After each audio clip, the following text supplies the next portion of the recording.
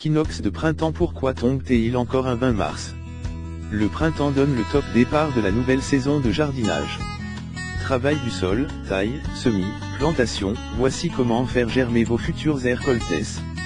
Si le printemps astronomique commence aujourd'hui, avec un jour d'avance sur la date habituelle, le printemps climatique a débuté il y a un bon mois, avec l'éclosion des premières fleurs. Des fanées, perce-neige, nivelle, crocus, pour ne citer qu'elles, on donne les tout premiers signes de la SVE avant de passer le relais aux primevères, aux jacinthes, aux narcisses et biétés aux tulipes. Quel effrit!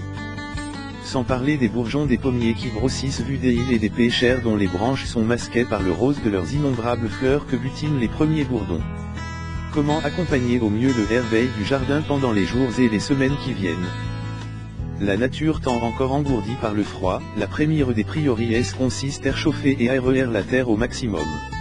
Si vous avez paillé vos massifs et votre potager pour le projet des intempéries, retirez cette couverture végétale pour permettre la terre d'être en contact direct avec les rayons du soleil, elle gagnera ainsi les précieux de graisse qui stimuleront la vie microbienne, accéléreront la reprise des vivaces et permettront la réalisation des premiers semis.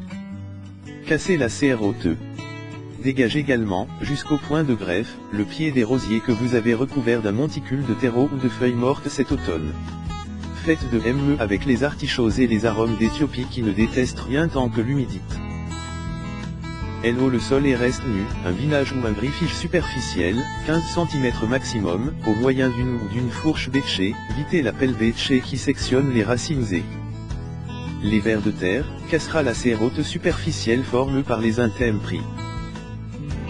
Sachez que plus un sol est argileux plus il est lent à se réchauffer. En plus de briser les mottes claées par le gel, beaucoup de binettes lui seront donc TRS profitables. Tant que vous y êtes, n'oubliez pas vos petits fruits, fraisiers, broussailles, cassissiers, framboisiers, devront être au top de leur forme au cours des mois à venir. Un peu d'engrais riche en phosphore et en potassium les aideront bien fructifier. Propos des framboisiers, veillez ne pas sectionner les nouvelles tiges qui partent du pied, ce sont elles qui porteront la récolte de 2018. Profitez de cette remise en forme du jardin pour diviser les souches des vivaces devenues trop envahissantes comme c'est souvent le cas avec les astés, les campanules ou les rudbeckieuses. Replantez l'éclat dans d'autres parties du jardin ou offrez-les vos voisins si vous en avez trop. En revanche, ne touchez pas aux iris qui fleuriront en mai. Il sera bien temps de s'en occuper cet été lorsque leurs rhizomes auront reconstitué leurs aires serves. Même chose avec les elbors, attendez bien sagement qu'elles les fanent, ce qui ne saurait tarder, pour les dédoubler. La pelouse a également repris des couleurs, n'attendez pas qu'elle soit trop haute pour sortir la tondeuse. Ne coupez pas plus du tiers de la hauteur d'herbe chaque passage quitte repasser 2 fois au début.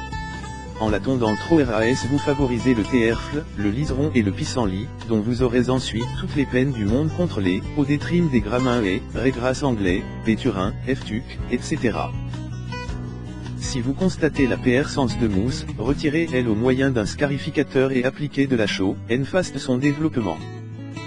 La mousse poussant sur les terres ombragées et acides, vous équilibrerez du même coup le pH de votre sol. Au potager, c'est le moment de planter vos premières salades, de s'aimer en pleine terre radis, choux, pois, carottes, poireaux, navets actifs de printemps, pinards, betteraves, le choix est vaste. Couvrez-les d'un voile d'hivernage pour protéger les jeunes plantules des nuits encore froides et d'un tunnel plastique pour acheter leur croissance. Attendez encore un bon mois avant de s'aimer les blettes qui ont besoin d'une terre plus chaude. Enfin, c'est la dernière limite pour tailler les arbres fruitiers pépins, pommiers, poiriers, cognaciers, ainsi que les rosiers nains, buissons ou grimpants, sauf les non remontants que vous lagrez cet été. Pour voir comment procéder nous vous invitons. Regardez demain, mardi 21 mars, partir de 11h30 sur la page Facebook du Figaro notre live consacre la taille des rosiers avec Pierre-Adrien Lagneau, chef jardinier chez Truffaut et membre de la Société nationale d'horticulture de France.